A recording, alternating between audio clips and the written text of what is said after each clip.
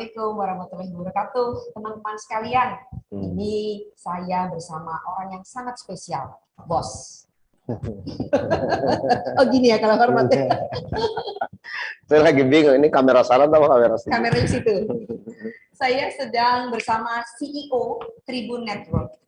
Beliau adalah Dahlan Dahi. Bang, terima kasih. Kata Palembang, terima kasih banyak. Terima kasih banyak. Sudah hadir di sini. Iya. Bang Dahlan Dahi ini, teman-teman sekalian, netizen dimanapun Anda berada, khususnya para mahasiswa jurusan komunikasi dari 10 universitas yang ada di Palembang, bahkan juga di Bangka Belitung dan Curug Bengkulu. Ini luar biasa keren. Wow. Terima kasih Kita banyak. akan hadir di Bengkulu. Kita akan hadir di Bengkulu nanti, Bang Dahlan. Nanti kita cari calon wartawan tuh di Bengkulu. Nah, ya, barangkali Ya. ada yang sedang ikut Zoom ini, Bang, nanti bisa boleh. bisa Ya. diproyeksi. Iya. Ya. Jadi teman-teman sekalian, saya bersama Bang Dahlan Dahi. Beliau tadi saya sudah sebut adalah CEO Tribun Network. Jadi beliau ininya adalah chef, mahachef dari kehadiran Tribun News di seluruh Indonesia.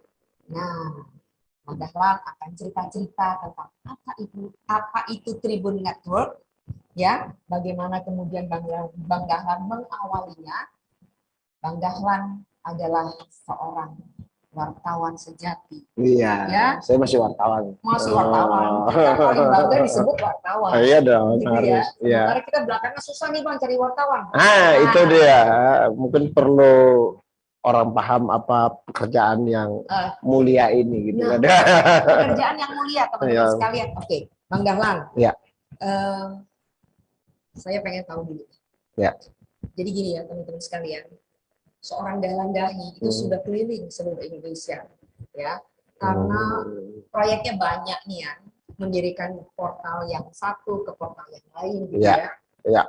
Kami ingin tahu terlebih dahulu sebenarnya, Bang Dahlan, mimpi apa yang sedang Anda kejar sebagai orang nomor 1 penanggung jawab utama di Tribun Network kita, dan kenapa? Yang kedua, kemudian saya pengen tahu juga. Tribun Network itu bisa berkembang sedahsyat ini. Boleh dong ya, kita agak-agak ini sedikit lah, agak-agak narsis sedikit lah. Silakan Bang. Oke, kalau saya lupa pertanyaan yang kedua nanti ingatin karena saya tertarik dengan pertanyaan yang pertama.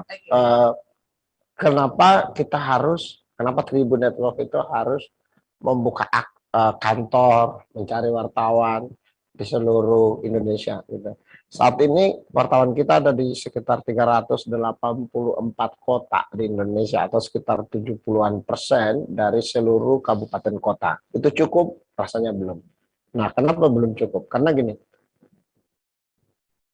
Saya sangat percaya bahwa kemampuan intelektual otak seluruh orang Indonesia kurang lebih sama. Ya, kemampuan berpikir, inteligensi itu kurang lebih sama. Tapi kenapa ada orang Indonesia yang satu lebih sukses daripada orang Indonesia yang lain? Gitu ya. Ada banyak faktor, tapi salah satunya adalah akses kepada pendidikan. Ya, akses kepada pendidikan itu kita bicara tentang misalnya saya gambarkan lebih konkret, kampus. Di kampus kita dapatkan teman-teman bergaul. Ya, jadi kalau teman-teman bergaul kita orang-orang yang bagus, orang-orang dengan kualitas yang berbakat gitu, ya kita ikut dididik dalam lingkungan seperti itu. Nah, ini membedakan kenapa misalnya orang di UI berbeda dengan orang di Unsri karena lingkungan ini. Ya, itu yang pertama. Yang kedua adalah dosen. Akses kepada dosen yang bagus. Apa yang membedakan misalnya ITB dengan Fakultas Teknik di Palembang atau Fakultas Teknik di Medan? Ya? Apa yang membedakan? Dosennya salah satunya. Ya, dosen ITB mengajar di ITB atau dosen MIT lah ya di Amerika sana mengajar di kampus dia. Tentu mahasiswanya diajar oleh dosen yang bagus, pasti dia akan lebih bagus. Tapi kalau kualitas dosennya di bawah standar dosen yang ada di Jawa, seperti yang saya contohkan tadi, kan mahasiswanya juga akan dapat ilmu seperti itu. Jadi akses itu menjadi penting. Ya. Kalau kita bisa memberi akses kepada seluruh orang Indonesia pada pendidikan yang sama, saya rasa kita mentransformasikan Indonesia bisa lebih cepat. Itu yang saya lihat. Salah satu peran dari Tribunnews itu mestinya adalah membuka akses bagi seluruh potensi daerah, sumber daya alam atau orangnya untuk bisa mendapatkan akses kepada nasional.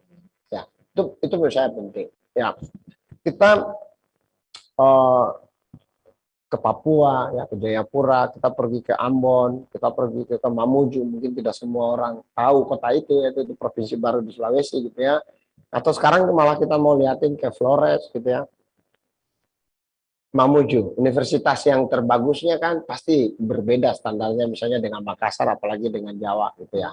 Atau kita pergi ke Flores, satu kabupaten kecil, pasti universitasnya juga beda gitu ya. Nah, kalau kita bisa dapatkan akses kepada narasumber yang bagus, rasanya mereka bisa berkembang lebih bagus dari yang seharusnya, daripada mereka dapatin sekarang. Jadi tadi akses ke peer group-nya, akses kepada pendidikannya. Yang ketiga adalah akses kepada sumber ilmu pengetahuan, dalam hal ini textbook. Nah, ya, waktu saya kuliah dulu, saya sering ke perpustakaan, dapatin buku-buku yang itu kayak itu tahun 90-an ya, bukunya terbit tahun 1950 dari Eropa segala macam gitu ya. Dan di zaman kita kuliah Mbak Wen ya, buku itu terbit di Amerika mungkin kayak 15 tahun kemudian baru kita baca di Indonesia. Jadi bisa bayangkan ya bagaimana pemikiran di Amerika baru nyampe ke kita 15 tahun kemudian. Itu juga akses ya. Nah, terima kasih kepada hari ini ya, bahwa akses kepada ilmu pengetahuan termasuk buku-buku pemikiran yang terbit di jurnal dan segala macam bisa kita dapatkan real time. Tidak ada jarak 15 tahun lagi dengan Amerika ya. Tidak ada jarak 15 tahun lagi bisa dengan Eropa. Didapat. Bisa langsung. Ya. Artinya ini kesempatan yang sangat bagus bagi anak-anak muda kita ya di seluruh Indonesia untuk mendapatkan akses kepada sumber ilmu pengetahuan tanpa ada lagi perbedaan waktu. Ya, jadi kalau ini akses ini kita bisa manfaatkan dengan sangat baik, mestinya kita bisa sejajar dengan bangsa-bangsa lain di dunia, karena mereka semua melakukan transformasi, pengembangan diri dengan sumber ilmu pengetahuan yang sama dengan kita. Kita tidak tertinggal 15 tahun, gitu ya. Gitu kira-kira Bu Wen. Ya, jadi penting sekali akses. Saya percaya semua orang Indonesia pintar. Tapi yang membuat dia berbeda adalah aksesnya kepada ilmu pengetahuan. Oke, Bang Galang sebenarnya belum menjawab pertanyaan saya. Jadi, mengapa Tribunnews kemudian hadir? Itu tentu untuk menjangkau akses. Memberikan akses. Ya, bagaimana caranya? Oke. Selama ini kalau kita lihat di media, ya, apa yang dibaca, apa yang dilihat, apa yang dinonton oleh orang di daerah itu diproduksi oleh orang di Jakarta. Bahkan terhadap berita yang ada dari daerah. Bagaimana itu bekerja? Reporter misalnya wartawan dari Palembang kirim beritanya ke Jakarta, dilihat oleh editor di Jakarta, kemudian diedit. Editor bisa lihat, ini nggak penting, ini nggak menarik gitu ya. Dari sudut pandang mana? Dari sudut pandang orang Jakarta. Orang Jakarta. Yang seringkali sudut pandang orang Jakarta berbeda dengan sudut pandang orang daerah. Jadi sebenarnya informasi yang didapatkan oleh orang di daerah adalah informasi yang sudah disortir dengan perspektif orang Jakarta. Itu satu. Dua, orang Jakarta selalu melihat dirinya bahwa apa yang penting bagi dia, penting juga bagi seluruh Indonesia. Jadi kalau satu titik di Jakarta, misalnya di Jalan Palmerah, atau sekarang di Ancol, misalnya, kayak kemarin ya, di Ancol, lagi banjir, air ketinggian 20 cm, lalu itu jadi berita besar. Kenapa? Karena waktu dia ke jalan itu, dia terganggu. Tapi kan, dengan data yang ada di digital, kita bisa tahu, Jangankan orang di Papua sana peduli dengan apa yang ada banjir di Ancol. Orang-orang di Palmera yang mungkin jaraknya sekitar 1,5 jam dari Ancol, ya kalau suasana Jakarta ya macet dan segala macam. Palmera aja nggak peduli. Wong itu banjir itu jauh dari dia gitu ya. Tapi wartawan sudah terbiasa berpikir bahwa apa yang penting bagi dia itu penting juga bagi pembaca dia di daerah. Oke. Itulah kenapa Tribun mengubah pendekatan. Wartawannya di daerah itu, editornya di daerah itu, dan medianya di daerah itu, supaya betul-betul dia menjadi media dan perspektif daerah itu. Pekerjaan Tribun News adalah membawa pendekatan lokal ini, membawa perspektif lokal ini ke pembaca di seluruh Indonesia. Tapi sudah disertir dari perspektif lokal. Itu dari perspektif lokal. Ya. Dari perspektif Jakarta adalah bagaimana kita membawa sudut pandang orang Jakarta ke seluruh Indonesia. Jadi sebenarnya Tribun News itu mengkombinasikan antara apa yang oleh daerah dianggap penting ke Jakarta, ke nasional, ke Palembang ke Papua. Jadi bukan punya Palembang ke Jakarta, tapi Palembang ke Papua, Palembang ke Medan, Palembang ke Aceh, dan seterusnya. Dan atau dari Jakarta ke Palembang. Kan gitu kan? Jadi itu yang saya rasa kontribusi terbesar yang mungkin bisa diberikan oleh Tribun News untuk Indonesia. Ya. Jadi sebenarnya ilmu dasar jurnalistiknya adalah pendekatan pada proximity. Ya? Proximity, yes. Tapi proximity dalam hal ini, kalau menurut saya hari ini tidak sekedar penting. Saya bilang ini tentang Palembang. Ya, itu kan simple, itu proximity, geografi. Tapi mestinya ini tentang Palembang menurut orang Palembang. Menurut orang Palembang. Yes. Ya, mestinya kontekstual banget ya Bang. Kontekstual dan mungkin lebih kayak ada rohnya gitu ya. Ada spiritnya, bukan sekedar teks, ya kan? Itu ada spiritnya dan itu menjadi tagline kita di mana-mana ya. Ya, di koran kita bicara tentang spirit itu, spirit baru, spirit untuk ya, saya rasa pekerjaan kita gimana menangkap sesuatu yang tidak kelihatan tapi penting. Yaitu spirit daerahnya, karakter daerahnya. Dan semua daerah beda banget. Beda banget. Jangankan antara provinsi Sumatera Selatan dengan Sumatera Utara atau dengan taruhlah Sulawesi Selatan. Di antara Sumatera Selatan sendiri udah beda-beda. Ya.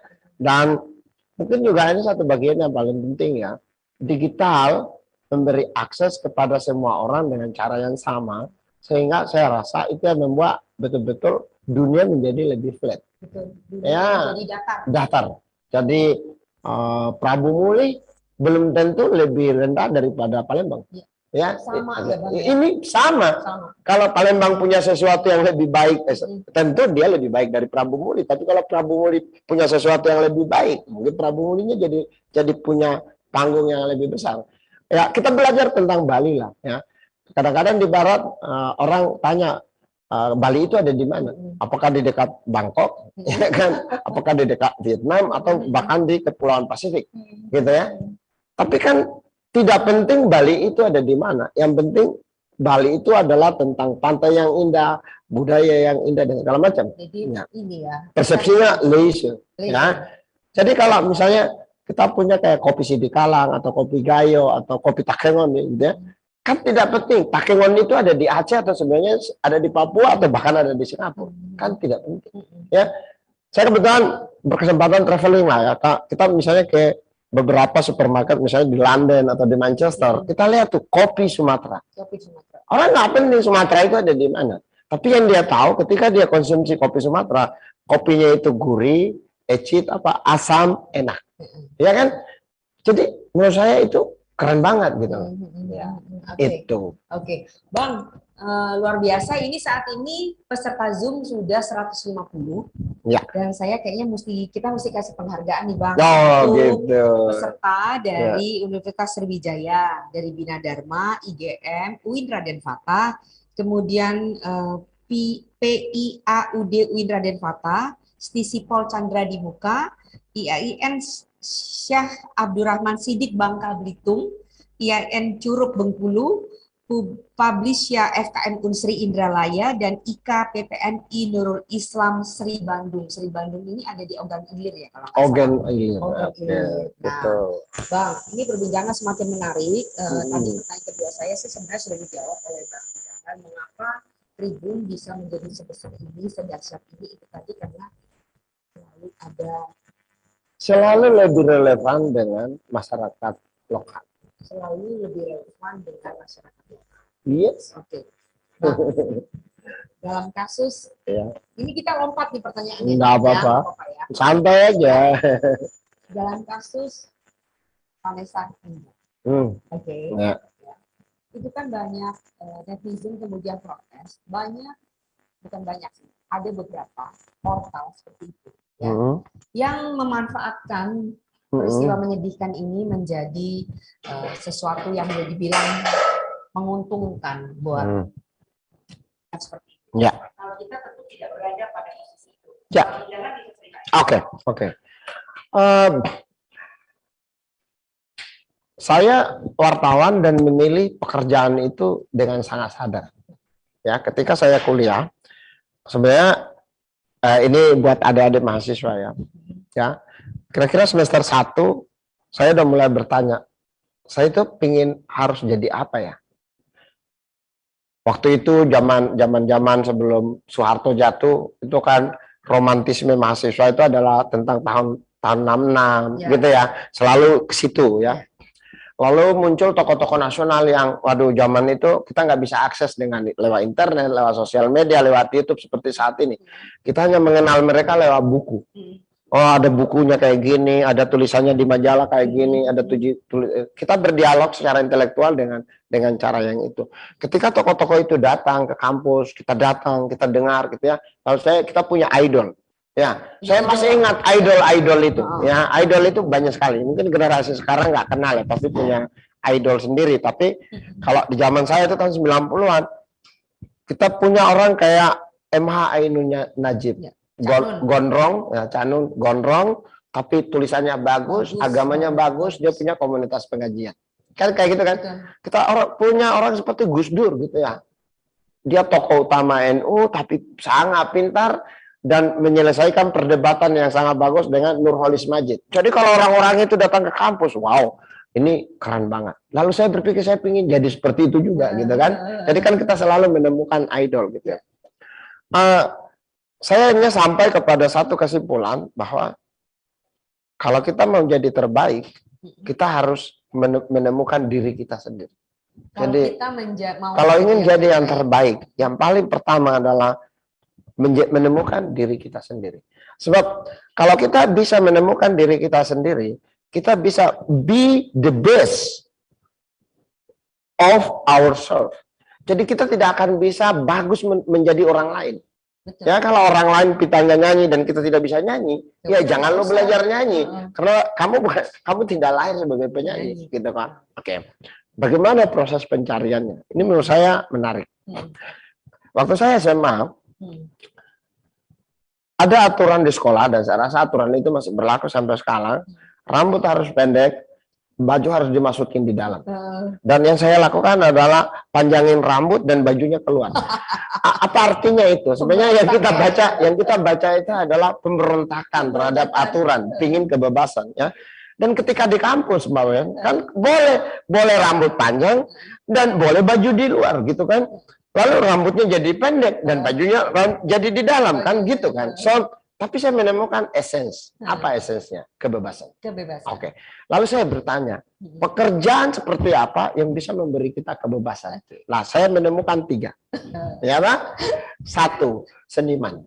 Wow, seniman itu keren banget. Karyanya bagus, tapi dia nggak pernah peduli dia mau pakai baju apa, dia mau pakai sendal apa. Keren. Oke. Saya kebetulan punya dosen idol saya juga, dosen filsafat. Dia sangat pintar, ya. Dan dia ke kampus mengajar pakai sendal jepit. Saya bilang, wow, kayaknya saya pengen jadi dosen ya kan? Oke, karena itu sama, karakternya sama. Seniman dosen sama-sama intelektual, cuma cara kerjanya yang berbeda. It's okay? Kalau dosen dengan otak kanan mungkin, kalau seniman dengan otak kiri, tapi sama-sama intelektual. Dan semua intelektual itu pekerjaan pertamanya adalah mengabdi ke publik. Itu penting sekali. Nah, buat ada mahasiswa, saya mesti jelasin apa yang dimaksud dengan mengabdi ke publik. Mengabdi ke publik itu adalah mengorbankan kesenangan pribadi untuk tujuan yang lebih besar. Simple cerita. Kalau kamu lagi tidur siang, itu urusan pribadimu. Tiba-tiba ada kebakaran dan kau suruh meliput. Nah, itu berarti kau bisa mengatasi kepentingan pribadimu untuk kepentingan yang lebih besar. Jadi sama, dosen juga begitu. Mereka menyuarakan satu pendapat untuk kebenaran untuk masyarakat, bahkan ketika dia mengalami ancaman, bahkan ketika dia di penjara. Kan tidak sedikit intelektual yang seperti itu ya. Nah, saya pikir seniman keren, dosen keren. Kemudian datang profil wartawan. Nah, saya pikir sama aja. Dia juga bebas, dia juga berekspresi, tapi dia pintar. Wow. Jadi bingung, ini wartawan atau ini dosen atau ini seniman. Singkat cerita, saya milih jadi wartawan. Jadi pertama-tama saya suka pekerjaan itu gua banget. Ya, karena saya tidak bisa membayangkan saya tiba-tiba pakai seragam dan ikut upacara gitu. Wah, itu bukan gua. Nah, itu dia. Jadi menemukan dulu siapa diri kita, kemudian menemukan idol kita. Nah, itu ceritanya. Kemudian dalam perjalanan kita kemudian pelajari, ternyata pekerjaan wartawan itu adalah memberitahu. Jadi misalnya memberitahu kayak gini, nah, dulu waktu awal-awal digital kita berkembang, saya kasih contoh kayak gini. Ini ada perkiraan BMKG bahwa ini akan hujan, hari ini jam sekian. Berita itu kita sampaikan, itu penting loh bagi banyak orang. Siapa tahu dia baca lagi di kantor, dia dalam ruangan, dia nggak tahu di luar. Kita nggak tahu di luar lagi mendung atau lagi apa. Dan dia langsung ingat, saya ada cucian tuh di rumah. Ditelepon orang rumah, cucian masukin. Jam 3 nanti akan hujan. Berguna nggak itu? Berguna. Okay? Atau bahkan kamu bisa tulis kayak begini. Kalau kau makan jeroan, kau akan kolesterol. Kalau kau kolesterol, ini kamu akan serangan jantung segala macam. Lalu orang membangun gaya hidup sehat. Berguna nggak? Berguna. Sangat berguna. Apalagi kalau pekerjaan kita memberi inspirasi ke orang dan bisa mengubah jalan hidupnya menjadi lebih baik. Berguna nggak? Berguna. Iya kan? Jadi saya pikir ini pekerjaan kayak guru-guru, kayak pekerjaan kayak ulama, kayak pendeta gitu ya. Memberikan sesuatu yang berguna bagi orang lain, dan kayak guru ya, mendidik anak-anaknya jadi besar, jadi hebat, tapi dia sendiri nggak hebat gitu. Maksudnya dia secara materi dia nggak kuat, tapi dia dengan ikhlas, dengan sukarela. Makanya saya bilang, wow, pekerjaan ini membuat kita masuk surga. Makanya kalau ada teman-teman yang tolong diulang lagi pekerjaan ini. Lah, pekerjaan ini membuat kita masuk ke surga karena ini memberikan manfaat bagi orang, memberikan sesuatu lebih besar bagi diri kita sendiri, itu jauh lebih penting. Ya kan? Loh, ini kan pengabdian yang luar biasa menurut saya. Ya kan? Jadi mestinya kita masuk surga dengan itu. Karena itulah ketika teman-teman Tribun nulis sembarangan gitu ya, salah ketik lah, atau bahkan salah konteks lah, atau bahkan mengumbar pornografi lah, atau bahkan mendorong bentrok antara suku, antara golongan, saya itu sedih banget. Karena pekerjaan jurnalistik itu bukan itu, gitu ya. Nah, ini juga sekaligus mengatakan kepada semua orang bahwa betul hari ini semua orang bisa mencari dan mendistribusikan informasi, betul. Tapi yang saya nikmati dari pekerjaan ini adalah ini tidak sekedar membuat dan mendistribusikan informasi, tapi ini membuat dan mendistribusikan informasi yang berguna bagi orang banyak. Itu penting sekali. Bagi orang banyak. Dan ada satu value lagi yang saya nikmati dari pekerjaan ini. Dalam rangka, dalam usahanya untuk memberi value bagi orang banyak, jurnalistik bekerja dengan prinsip netral dan tidak menjadi alat kekuasaan politik. Buat saya itu sangat clear untuk membimbing pekerjaan wartawan mengabdi kepada publik, bukan mengabdi pada kekuasaan. Itu yang membuat saya menikmati pekerjaan ini. Gitu kira-kira. Oke, jadi singkat kata Bang Dahlan itu mau bilang bahwa pekerjaan kewartawanan itu adalah pekerjaan yang mulia. Mulia. Ini tidak jalan untuk mengumpulkan uang, bukan karena ini bukan jalan menuju kekayaan. Itu kita sadari. Tapi ini jalan menuju kemuliaan. Tentu saya tidak mengatakan bahwa wartawan itu kemudian miskin, tidak juga. Tapi mungkin kita tidak akan menemukan nama wartawan dalam daftar orang terkaya Indonesia sebagai wartawan, karena wartawan menerima gaji. Tapi sebagai pengusaha yang mengelola media ada juga Pak Yakob masuk juga dalam daftar orang terkaya Indonesia kan, itu bisa. Tapi cita-cita pertamanya bukan itu. Cita-cita pertama Pak Yakob bukan masuk dalam daftar 100 orang terkaya di Indonesia. Saya rasa bukan itu. Cita-cita pertamanya lebih bagaimana memberikan informasi yang bisa meningkatkan kualitas hidup bangsa ini. Jadi Bang Dahlan mau bilang bahwa sebenarnya anak muda zaman sekarang jangan nggak mau jadi wartawan ya. Kita kan perlu talent-talent muda nih Bang. Saya rasa ini sejauh yang saya nikmati, sejauh yang saya jalani, karena saya cocok ya. Ini pekerjaan yang menurut saya mengasihkan.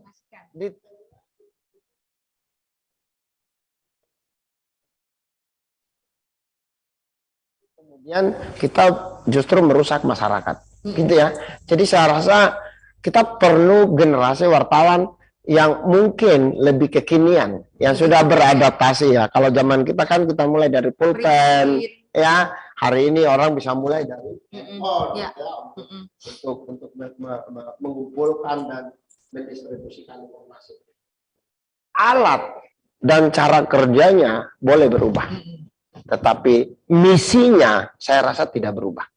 Bahwa pekerjaan wartawan itu adalah pekerjaan yang mengabdi kepada orang banyak. Dan saya agak khawatir kalau pekerjaan ini punah.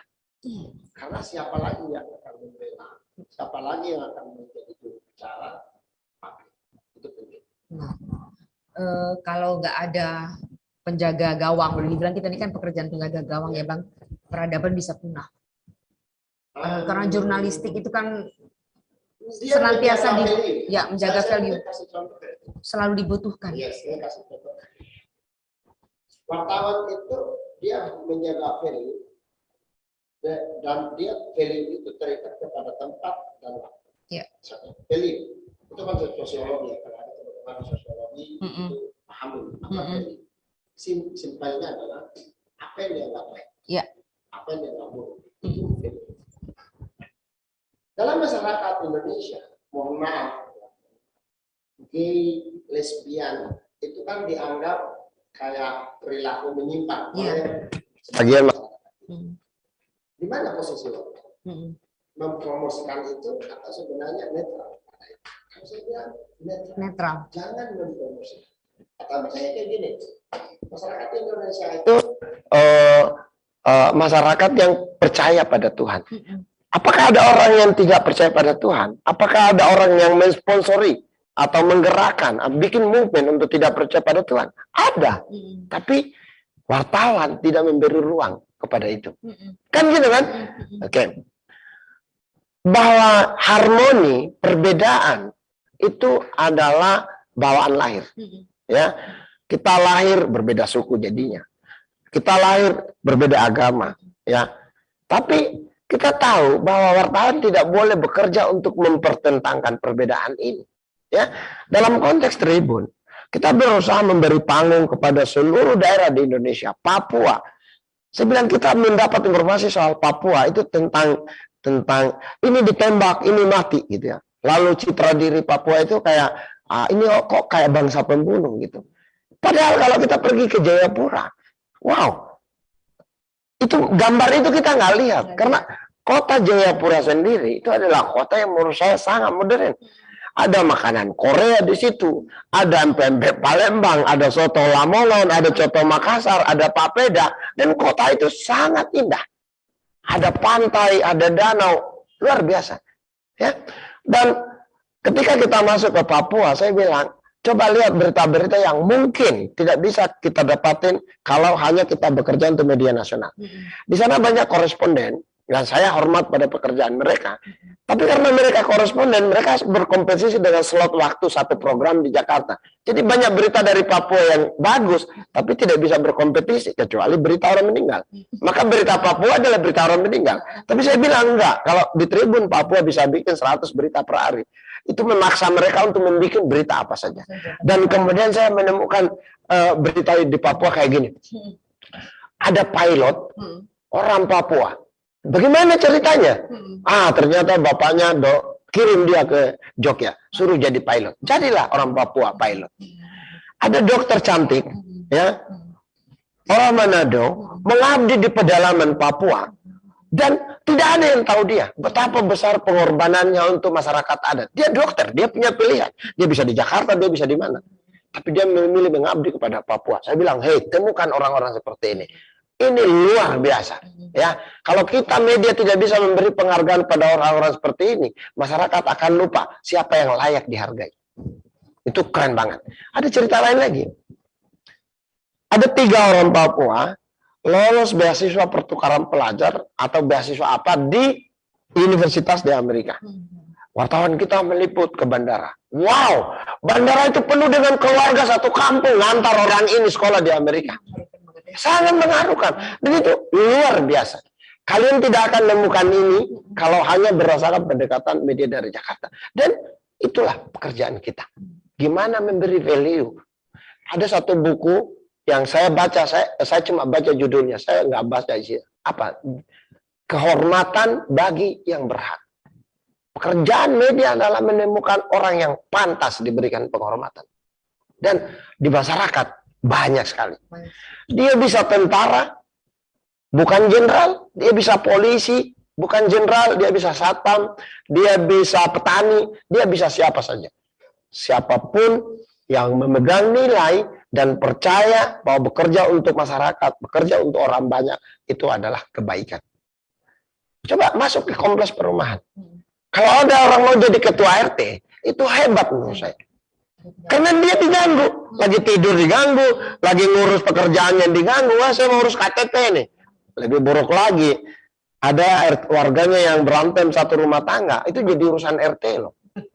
Orang ini hebat, mereka layak dapat penghargaan. Nah, jadi itu pekerjaan kita. Itu pekerjaan kita, menemukan orang yang layak mendapatkan penghargaan. Karena kita mempromosikan itu adalah mempromosikan value. Apa yang harus dianggap baik oleh masyarakat, dan apa yang harus dianggap buruk. Jadi kalau nggak ada media, bahaya. Masyarakat bisa kehilangan pegangan. Mana yang baik, mana yang buruk. Dan bahaya sekali kalau value itu, kalau mana yang baik dan mana yang buruk, itu datangnya dari luar. Bukan dari diri kita sendiri, bukan dari masyarakat kita sendiri. Itu bahaya. Karena nilainya bisa berbeda. Saya contohin. Di Papua, bagus kalau orang pakai koteka. Oke? Itu value. Tapi pergi ke Bali, wanita boleh pakai terbuka di dada. Itu kan value yang masing-masing berbeda. So, tidak sama. Jadi value ada tempatnya. Jadi value bagi orang Palembang, value bagi orang Aceh mungkin berbeda. Dan pekerjaan kita sebagai media adalah give you respect terhadap apapun yang diyakini oleh masyarakat setempat sebagai hal yang baik. Keren banget, keren banget CEO. Dahi. Bang, ada pertanyaan nih. Ya, oke. Assalamualaikum. Ini dari mana nih? YouTube atau Facebook?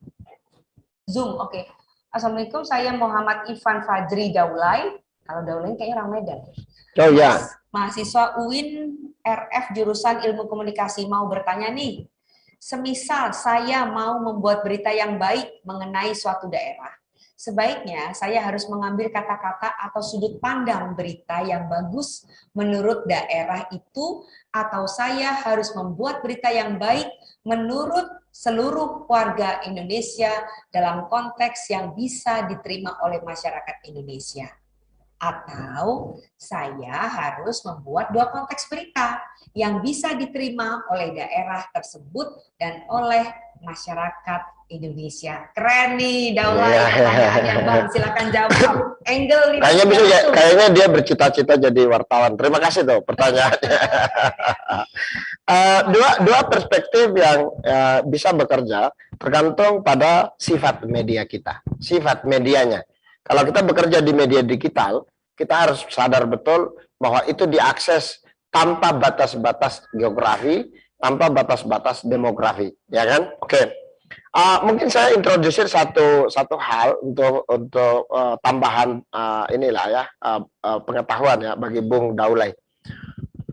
Kita pernah menemukan beberapa berita yang oleh warga setempat sebenarnya itu bukan berita. Karena berita itu kan ada nilainya, kan ada value-nya kan. Apakah itu hal yang baru? Apakah itu konflik? Apakah itu tokoh? Apakah itu bla bla bla. Nah, di Sulawesi Selatan itu ada satu daerah kurang lebih mungkin sekitar 1 jam dari kota Makassar. Ya, ada sungai. Jadi namanya sungai berarti musim kering dia kering, musim hujan dia mengalirlah air di situ. Nah, pada setiap musim hujan, anak-anak sekolah dari seberang sungai itu harus menyeberang sungai itu. Jadi mereka pakai rakit. Jadi bayangkan anak SD pakai baju putih, celana merah darah babi, kemudian dia harus melewati rakit untuk ke sekolah. Ini pemandangan rutin, bukan hal baru bagi warga di situ. Lalu wartawan kita mengabadikan gambar ini dalam bentuk video, lalu dimuat di salah satu jaringan kita di Makassar, tribuntimur.com. Ketika berita itu dipublish, wow, respon orang di luar Makassar luar biasa. Oh, masih ada yang kayak gini di Makassar ya? Tapi bagi warga setempat itu hal biasa. Lebih luar biasa lagi, Mbak Wen. Teman kita di London BBC minta, saya mau beritakan itu. Kenapa? Bagi orang London lihatnya gedung bertingkat, hidup sudah tertib segala macam. Di Indonesia masih ada kayak gitu ya. Itu sebenarnya adalah nasional perspektif. Jadi nasional perspektif itu selalu juga ada, kadang-kadang ada bagusnya juga. Ini contohnya. Sebab kalau dia bawa itu perspektif lokal, dia nggak mengerti bahwa ini bagus. Betul kan? Itu sudut pandang yang sehari-hari. Jadi mungkin jawaban saya singkatnya adalah lihat konteks. Lihat konteksnya Daulah. Ini tentang apa Daulah ya? Ini tentang apa gitu ya? Ya. Kalau misalnya terkait dengan ada peristiwa laki marah sama istrinya atau istri marah sama suaminya, itu baiknya digali dari perspektif lokal. Karena mungkin bagi orang luar bilang, ini biasa aja, kenapa kok dia marah sama suaminya, atau kenapa kok dia marah sama istrinya. Tapi bagi perspektif lokal, mungkin itu tabu. Gitu. Sehingga berita itu bisa dimengerti. Oh, pantasan marah. Ya kan, ngerti nggak maksud saya ya? Jadi mengkombinasikan antara perspektif lokal sama perspektif nasional itu penting. Ya. Dan kalau menurut saya misi Tribun adalah memberi ruang bagi perspektif lokal ini supaya orang Jawa bisa mengerti orang Palembang bisa mengerti orang Jawa, dan saling pengertian inilah yang membuat kita sebagai bangsa satu dan kuat. Satu dan kuat. Yes, berbeda-beda tetapi tetap satu. Itu esensinya. Nah, ya, kita disatukan oleh perbedaan, bukan disatukan oleh persamaan. Betul. Yes. Betul. Oke. Ini luar biasa ya. Waktu 20 menit lagi, cepatlah tanya teman-teman sekalian, rugi banget kalau nggak nanya langsung ke Bang Dahlan. Ini saya dijapri nih oleh Pak Dr. Andries dari Unsri. Silakan anak-anak Unsri nanya. Di absen nih, di list oleh Pak Andries. Anak Unsri silakan tanya. Salam ya Pak Dr. Andries. Ya, Pak Andries ini. Ya. Ada yang tanya dari Unsri? Belum ada? Oke, Bang, begini. Ada? Oke. Dapat A tuh langsung dari Pak Andries. Gimana? Ya. Silakan. Iya, baik, Bu. Ya, langsung aja. Ya, semester berapa? Saya ingin bertanya, Bu. Untuk di media sekarang ini kan sebenarnya sering juga kita lihat bahwa banyak terjadi hal-hal yang kurang mengenakan, yang membuat orang tuh jadi bertanya-tanya tentang apakah kode etik jurnalistik itu masih ada dan berlaku. Dan hal-hal yang kurang mengenakan ini kadang membuat masyarakat saat ini tuh mengecap buruk mengenai mengecap buruk wartawan, yang akhirnya menghilangkan kepercayaan masyarakat terhadap wartawan. Nah, dan mirisnya terkadang berita-berita nyeleneh ini terjadi dengan untuk dengan sengaja untuk mengenaikan rating. Jadi pertanyaan saya adalah kenapa hal-hal seperti ini tuh bisa terjadi dan berulang-ulang gitu, Bu. Dan lagi padahal tadi Bapak mengatakan bahwa kalau jurnalis itu mengabdi untuk publik. Jadi apakah perkataan jurnalis mengabdi untuk publik itu masih relevan dengan keadaan media yang ada saat ini? Baik, terima kasih, Bu. Terima kasih. Andi ya namanya ya? Ya. Anti Nuraini. Ya, terima kasih Anti. Silakan Bang. Oke, itu pertanyaan yang sangat bagus ya, Anti. Terima kasih banyak. Penting sekali ya bagi media menyadari dan berpegang kepada value dasarnya. Value kalau menurut saya itu semacam tujuan penciptaan. Ya toh? Tidak kuciptakan jin dan manusia kecuali mengabdi kepadaku. Itu tujuan penciptaan. Itu salah satu contoh. Nah, kepada wartawan Tribun saya sering bertanya, itu tujuan kita jadi wartawan itu apa? Ya, itu untuk terus-menerus mengingatkan mengenai pentingnya kita tetap istiqomah, ya, konsisten di jalan ini. Ya, ini Mbak Anti tidak gampang. Seperti juga keimanan, ya, itu kan dia naik turun kan, banyak godaan ya, karena ini sikap, komitmen, value itu melekat kepada orang, ya. Nah, orang itu tidak stabil, itu bedanya dengan mesin ya. Jadi ketika dites nih, ya, pakai artificial intelligence sama atau pakai komputer sama pakai orang, manusia itu bergelombang, dia punya performa, mesin stabil. Nah, kita manusia. Jadi yang paling penting adalah gimana terus-menerus menegakkan standar ini, mengingatkan standar ini supaya wartawan tetap di jalan yang menjadi value dasar daripada penciptaannya. Bahwa dalam prakteknya masih sering terjadi kesalahan. Saya rasa saya setuju dengan poinnya Mbak Anti. Mbak Anti prihatin, masyarakat prihatin, saya juga sebagai pimpinan daripada wartawan ini, saya juga prihatin. Ya, tapi saya ingin mengatakan bahwa komitmen kita yang paling pertama, kita harus mengakui kesalahan sebagai sebuah kesalahan. Ini penting sekali. Karena kalau kesalahan kita tidak letakkan sebagai kesalahan, maka kita akan mengulangi itu. Ya, jadi ada kesalahan yang tidak disengaja, ya ada kesalahan sengaja. Saya rasa apa yang kita lihat, saya berbicara dengan Tribun saja, bukan dengan yang lain. Apa yang kita lihat di Tribun itu bukan bagian dari kesengajaan. Itu hal yang manusiawi. Hal yang manusiawi itu pun untuk memastikan tidak terjadi, kita mesti usut. Kita mesti cek, kita mesti interogasi. Kenapa ini bisa terjadi, kenapa ini bisa terjadi, untuk memastikan itu tidak terulang kembali. Nah, itu pertama jawaban saya. Jawaban yang kedua adalah ini tantangan, kita berhadapan dengan usaha kita yang sangat keras untuk terus beradaptasi dengan perkembangan. Ya, ini tidak gampang, Mbak ya. Ini lebih ke sisi teknis, bukan ke sisi komitmen.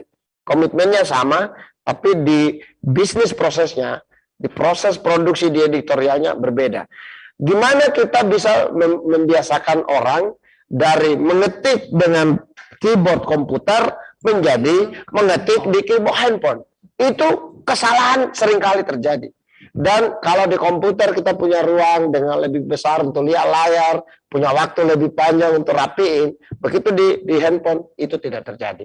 Saya tidak mengatakan ini untuk memaklumi kesalahan, tidak. Tapi saya mau bilang kita terus-menerus berproses untuk menuju kesempurnaan, ya.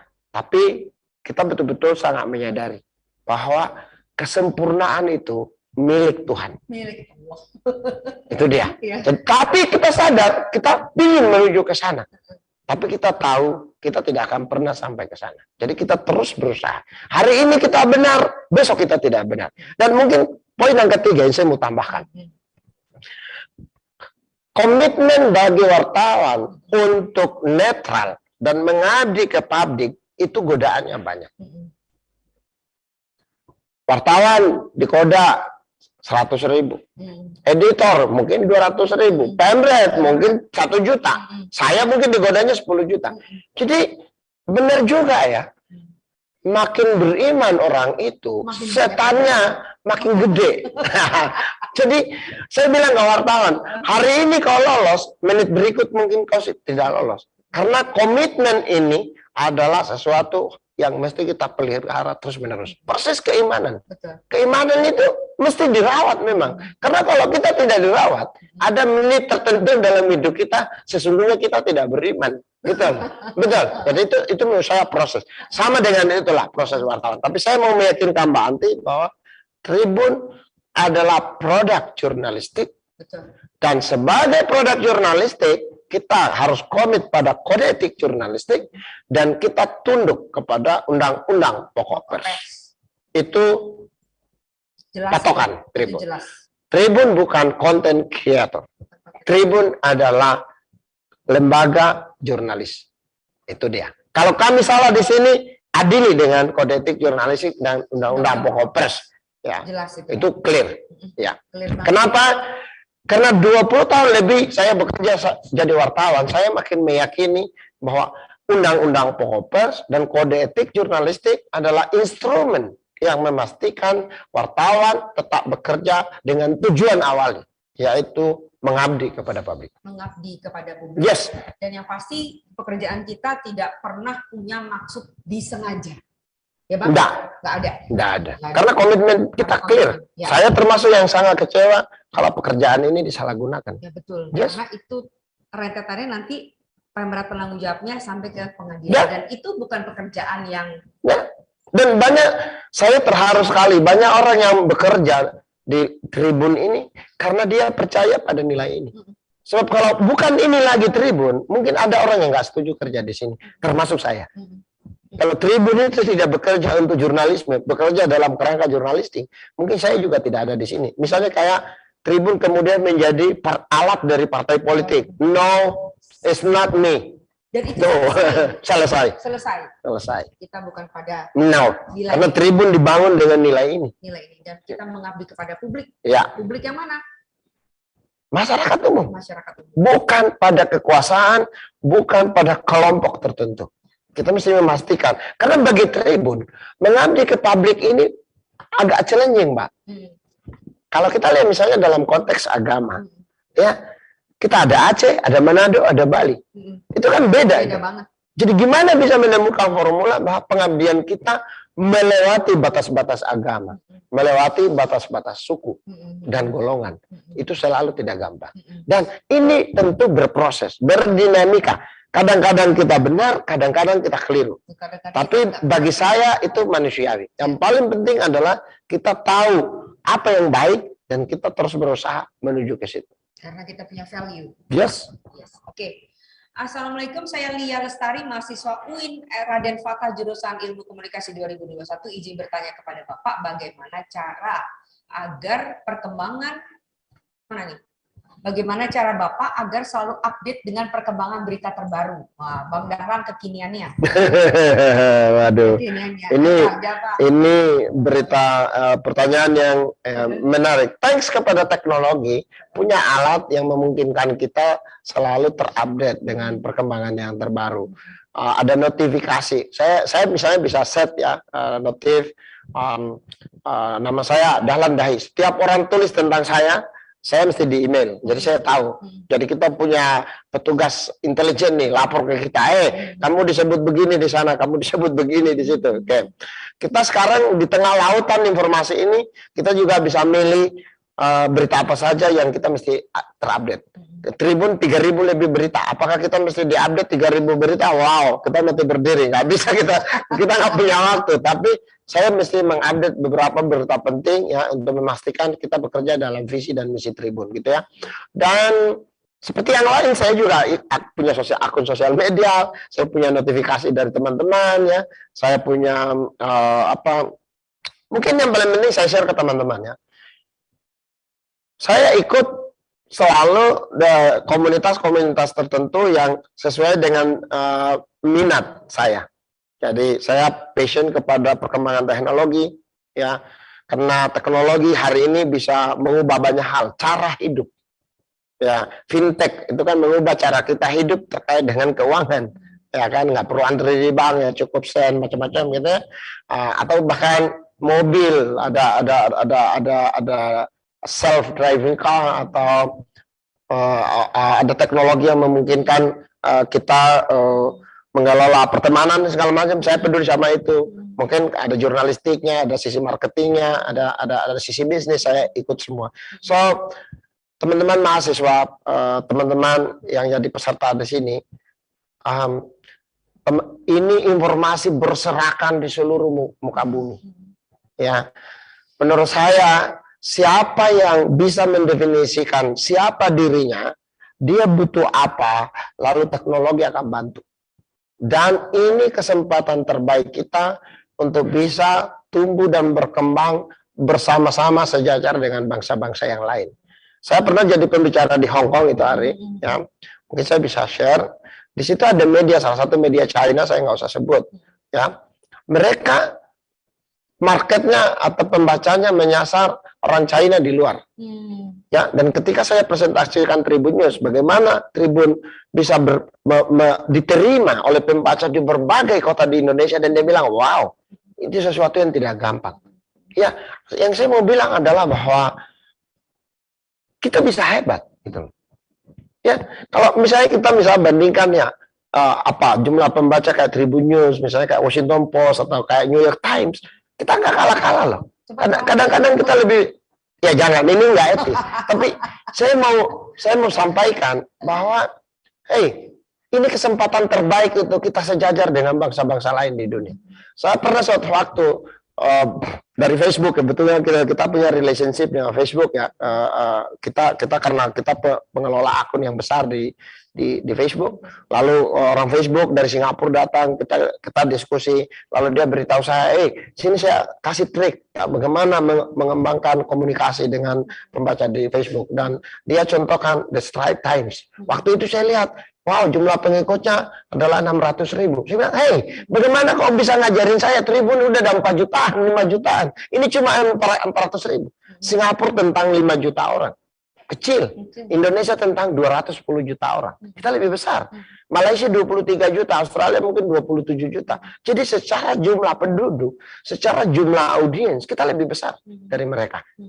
Jangan-jangan mereka harus belajar ke kita, bukan kita yang mesti belajar ke mereka. Iya kan? Malaysia 5 juta, taruhlah Malaysia 23 juta atau 27 juta. Malaysia 5 juta, so itu tentang 33 juta. Jadi harus berapa Malaysia dan Singapura digabung baru bisa sama dengan Indonesia. Jadi kalau kita bisa hebat di Indonesia, mestinya kita bisa hebat dimanapun. Ya. Bang, tunggu. Ini pertanyaan nanti anak ini kasihan nih dia. Ya kan? Izin bertanya kepada Bapak CEO Tribun, bagaimana cara Tribun mempertahankan personal branding dari medianya sendiri, dan bagaimana tanggapan Bapak mengenai perkembangan jurnalis atau editor yang menitik beratkan kepada desain media agar terlihat menarik daripada isi dari berita tersebut. Oke. Saya jawab yang mana dulu? Ini kan soal 2 pertanyaan ya. Ya. Personal branding dan kemudian gini, brand. Casting ini kayaknya. Bagi teman-teman yang ada di jurusan komunikasi atau mungkin di jurusan ekonomi, ya ngerti apa yang dimaksud brand. Ya, merek. Simpelnya, produk Anda atau services Anda ingin dikenal sebagai apa? Ya kan itu yang dimaksud brand. Ya, produk Anda atau services Anda itu ingin dikenal seperti apa? Itu teknikal, sangat bisnis, tapi mungkin saya mau share mimpi saya. Ya, saya mau share juga ke Mbak Wen.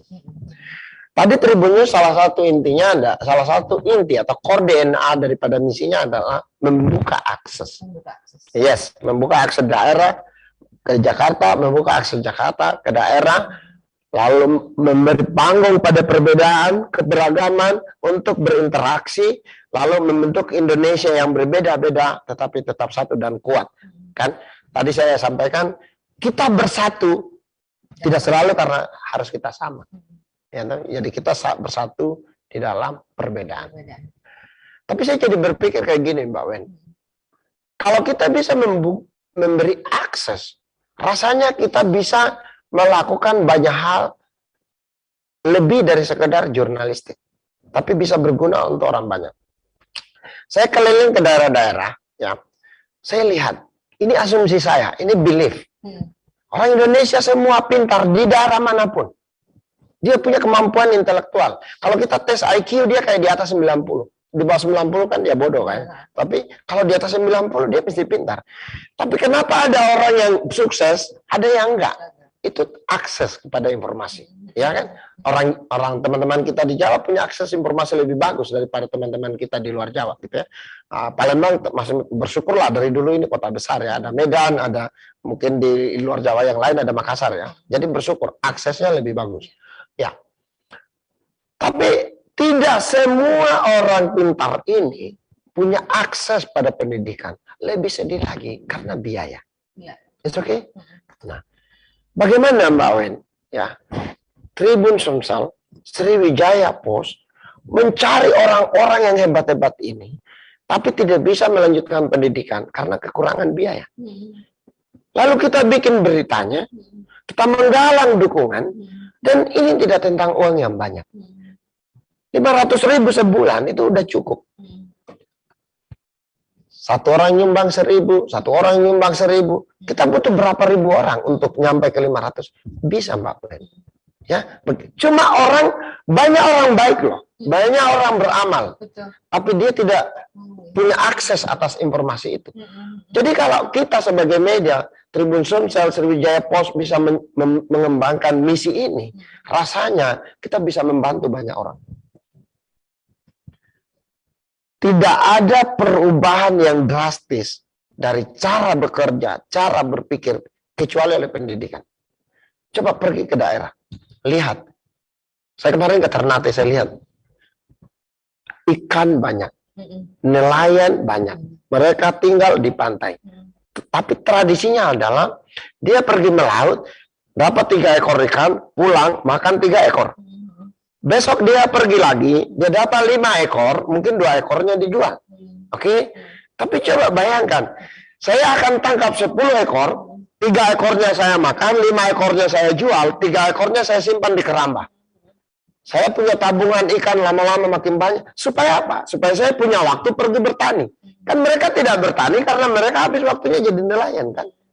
Tapi ini sudah bertahun-tahun begitu. Tidak ada perubahan. Cara kerja sama. Tidak berubah. Iya kan? Apa yang mengubah ini? Pendidikan. Coba lihat para petani kita. Mereka tetap bekerja dengan cara yang sama. Dengan pola yang sama. Dan tidak berubah. Anaknya yang sekolah mengubah. Apakah dia mengubah cara bertani atau dia sekalian pilih pekerjaan yang lain. Jadi poin saya adalah kalau Tribun bisa membuka akses untuk menemukan orang-orang yang mutiara dalam lumpur yang tidak bisa melanjutkan pendidikan hanya karena dia nggak punya biaya. Wow, itu keren banget. Keren banget. Itu tidak sekedar jurnalistik. Beyond jurnalistik. Saya ingin Tribun dikenal sebagai itu. Menemukan, kita punya acara namanya Lokal Con ya. Mencari startup lokal. Dan menurut saya idenya keren-keren. Ada yang datang peer-to-peer group, jadi peer-to-peer lending. Jadi ini orang butuh duit, tapi cari, dia cari di mana di kampungnya dia nggak dapat, tapi kan dia bisa dapat bantuan global, bisa cepat. Ya, jadi itu bagaimana kita membuka akses supaya orang saling menolong. Jam 4. Jadi Bang Dahlan kayaknya sibuk sekali, padat. Habis ini ada Zoom dengan Tangsen Singapura, ya Bang ya? Ya. Terima kasih banyak. Terima kasih banyak. Saya mohon maaf kalau ada yang salah ya. Semoga ini bisa berguna. Ya, karena saya sangat percaya satu hal. Ilmu yang bermanfaat adalah amal jariah. Dan yang itu menolongmu di surga nanti. Amin. Assalamualaikum warahmatullahi wabarakatuh. Maaf nih kepada Kisah Putra. Akan ketemu lagi. Makasih semua. Bisa langsung DM ke apa namanya? Surya. DM. Oh my God. Ke Instagramnya Bang Dahlan.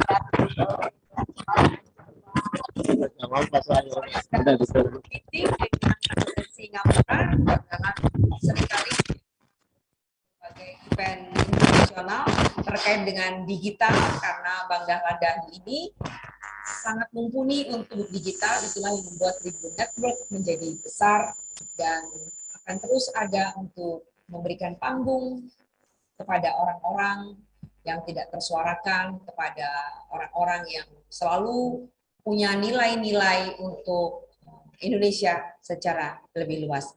Terima kasih sekali lagi. Assalamualaikum warahmatullahi wabarakatuh.